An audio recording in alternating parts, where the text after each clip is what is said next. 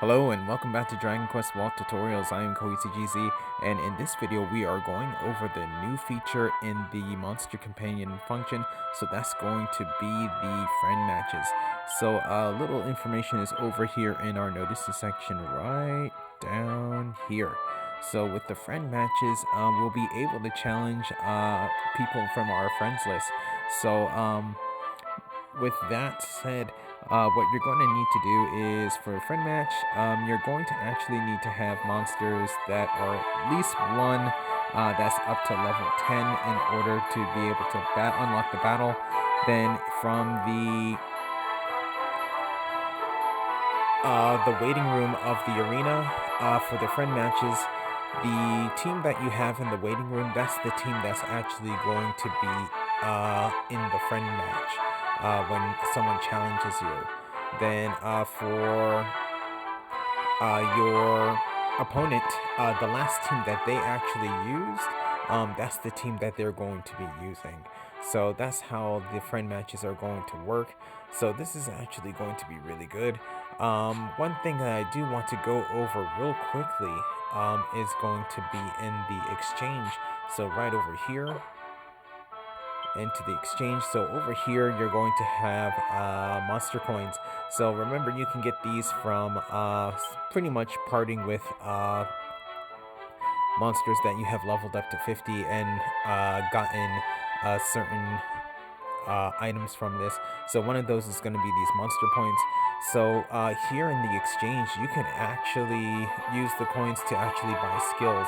So you're going to see, for example, Skana, Rukani, Ashibarai.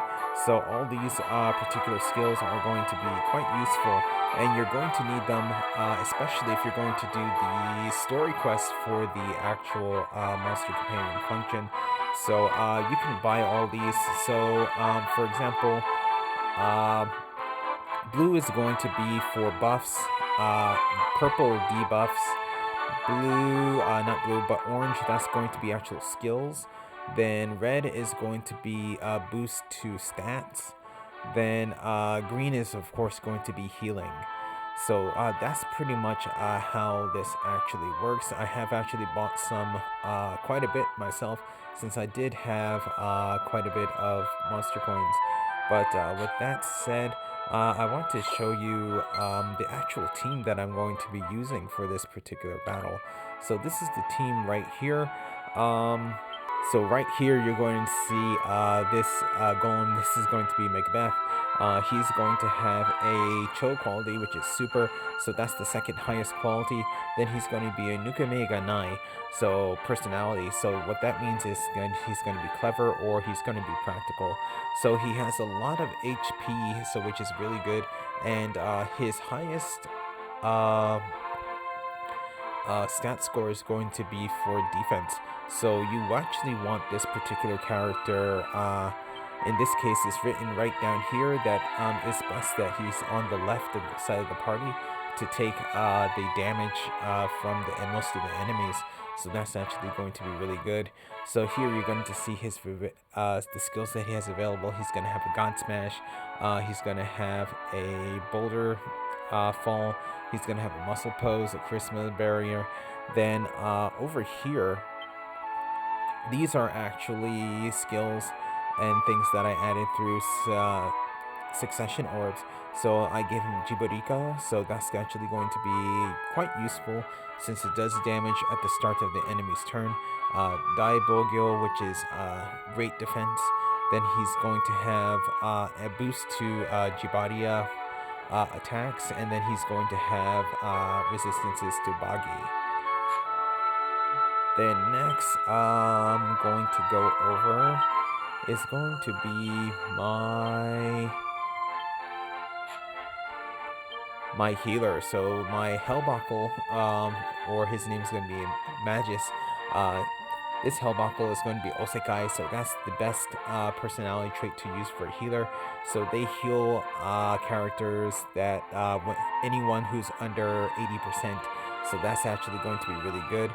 In terms of quality, his quality is actually a little low, but it's actually not that bad. You can see that his highest is going to be in healing magic, so 511. So healing is going to be his main role. Then here you're going to see he has a Kiral, Yashino Wave, so healing wave. He has Aoraru, which is going to be actually very useful for the battles.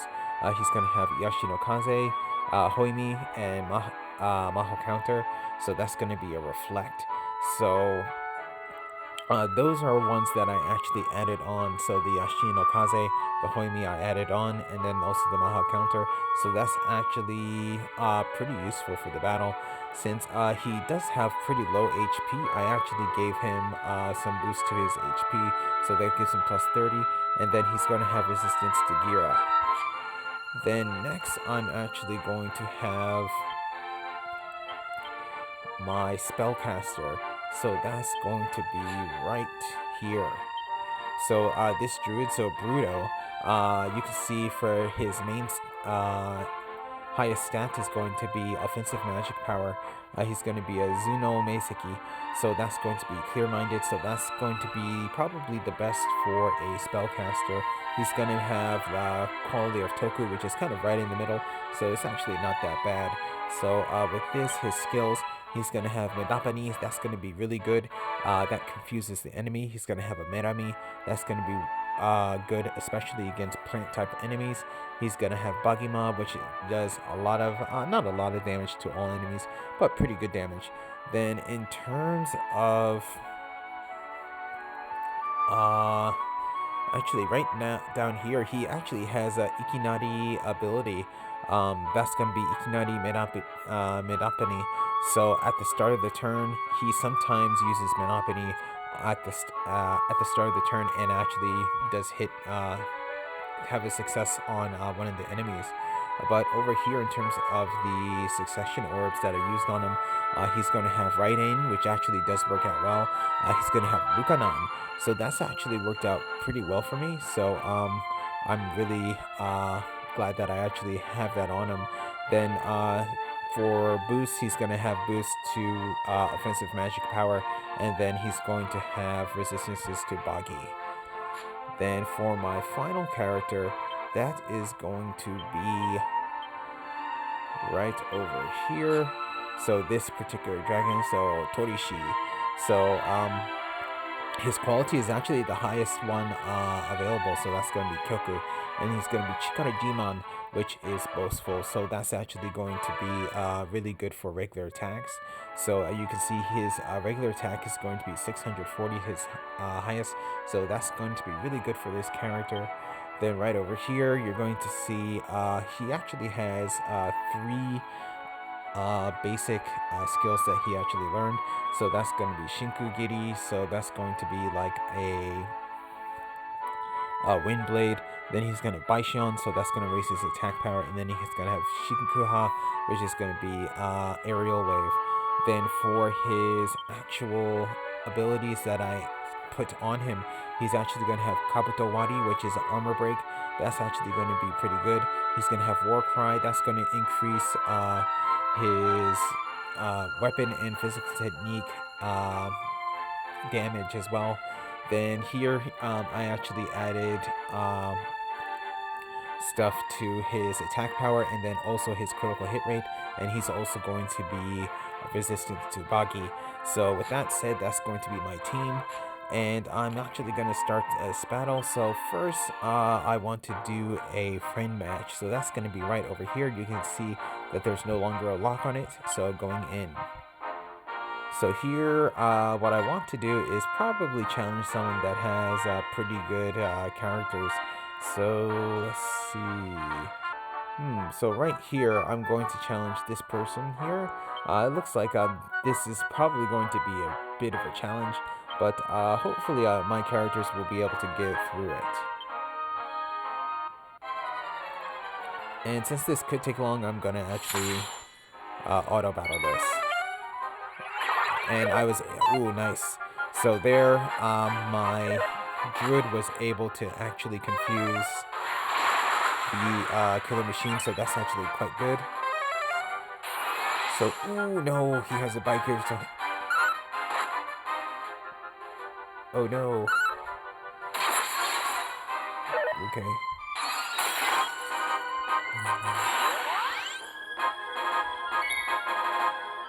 Alright, so, this is round 2. Hopefully I can take down that, Hell Battler.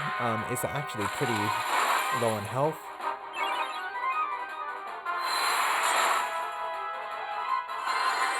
Alright, good. Healing in.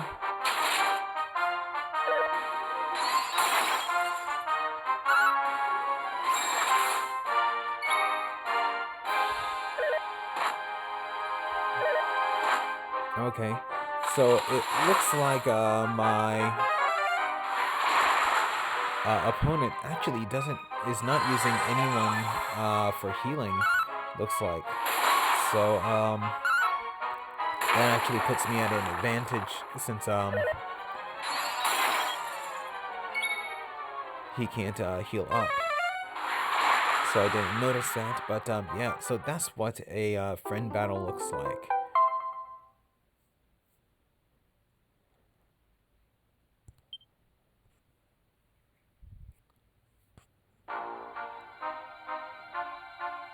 Okay, so that was a friend match. That's pretty much how it is. So you just go in here, and then you can challenge anyone that's actually one of your friends. Yeah, I don't think you can really look at the details of their actual characters or the monsters that they use. So you're going to actually have to just kind of play it by ear, or you kind of know exactly what these particular enemies are going to be using. But yeah, with that said, what I want to do next is actually go over the quests here. So I've actually been able to complete the final 2, so these are actually going to be pretty hard. But yeah, here we go.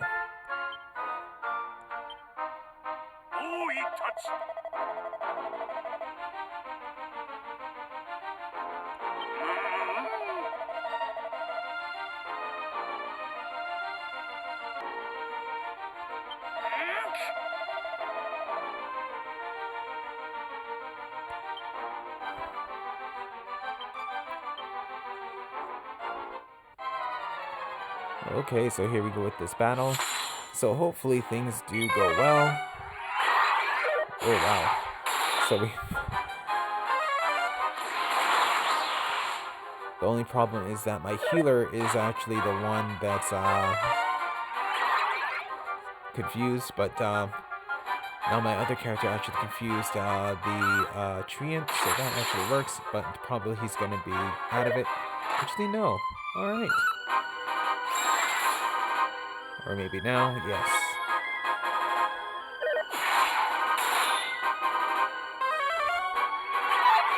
Okay, good, so that didn't work.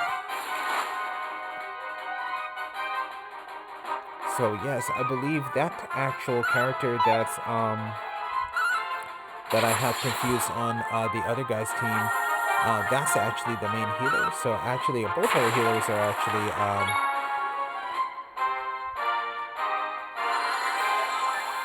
out. Well, no, not anymore. Ooh. Hopefully my healer is actually okay. My healer is actually good. Okay, Rukanon actually worked there. Alright, good. So everyone's healed up. Alright, good. So then uppity didn't work there. There goes Jibarika. Alright, so yes, so my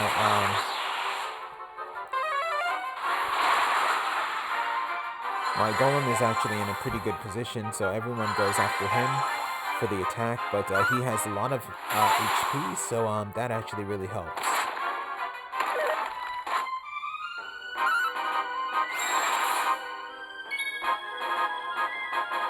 Then I believe this goes all the way up to round 10, and if you haven't had a clear winner for round 10, it goes by how many characters are actually left.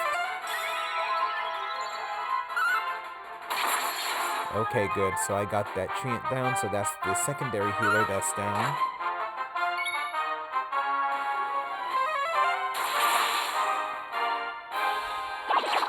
Ooh, okay, so, my golem is actually cursed now, but, he's now actually out of, the confusion.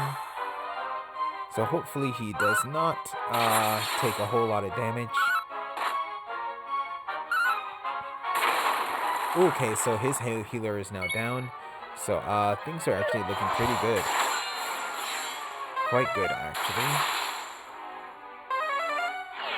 There goes again Nukanon.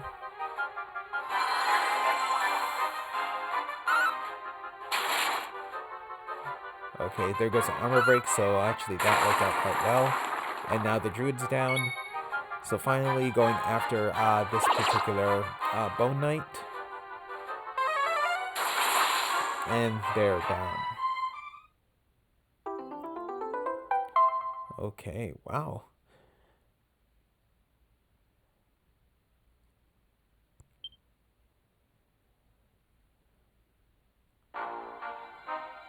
Okay, so that was that quest done. So here's the final one, which is actually going to be even harder, especially right here with this killer machine. It has an ability that could actually, depending if it gets a critical hit, it can actually one-shot 2 of my characters. So here we go.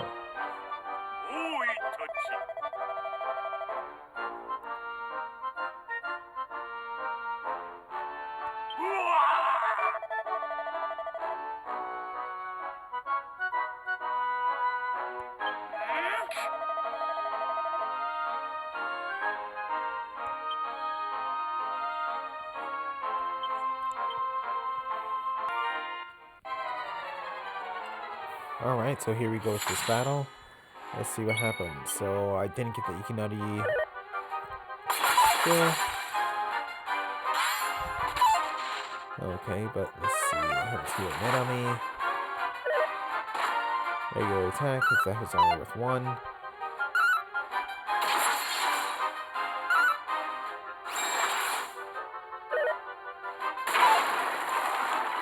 Okay, going into round 2, so not much happened round 1, and oh, okay. There goes my spellcaster. Okay, heal up, so healing wave. So war cry, so that's gonna increase weapon and physical technique attacks, and then there goes a buff as well from my golem. Going into round 3.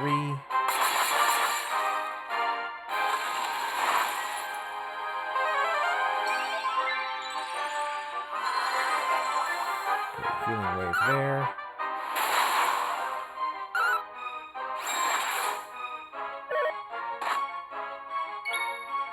Round 4.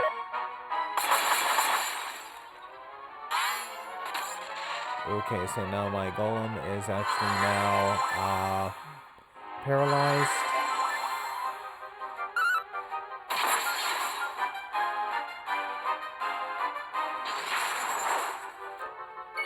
So not much right now I can do with my golem, since he is paralyzed. Now her golem. So that actually, ooh, that means I can't use spells. I should be able to do healing wave. But there I was actually able to take out his healer. So that actually is going to work out, hopefully. Ooh, wow. Okay, good.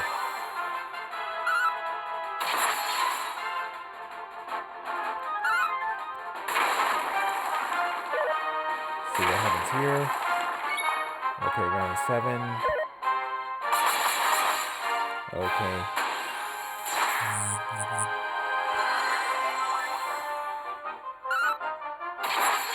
Alright, so now their golem is down. So now I just have 2 of these guys left. Pretty much the killer machine is out of MP, so that's actually going to really help me out.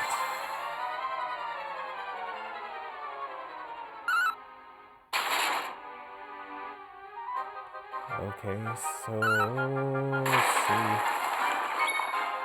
Ooh, yes, so probably this round, they're gonna go down. especially since they don't have a healer anymore. Yes, like that. Okay, good. So I was actually able to do that without my actual spellcaster since he was taken out quite early. But you can see here that the enemy actually did more damage um, to me than I did to them. But yeah, no problem. I was actually able to take them out, able to last longer, and my healer was able to stay in and heal everyone up. So that actually worked out well.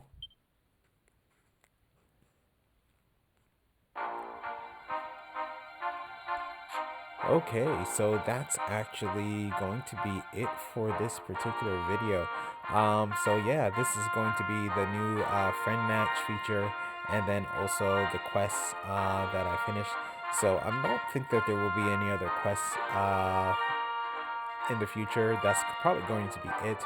But yeah, definitely remember the Succession Orbs really do help you out. They give you boosts. Pretty much if you go to the monster list and then just, let's see, let's say this monster right here.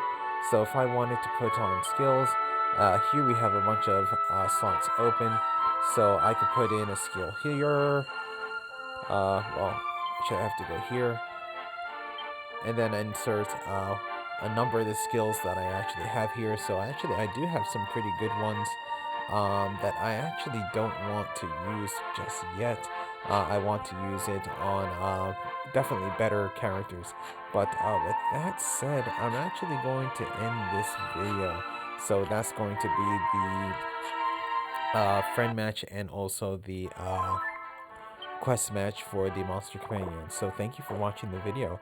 If you enjoyed it, please leave a like. If you would like to see more, please subscribe, and I'll see you in the next video.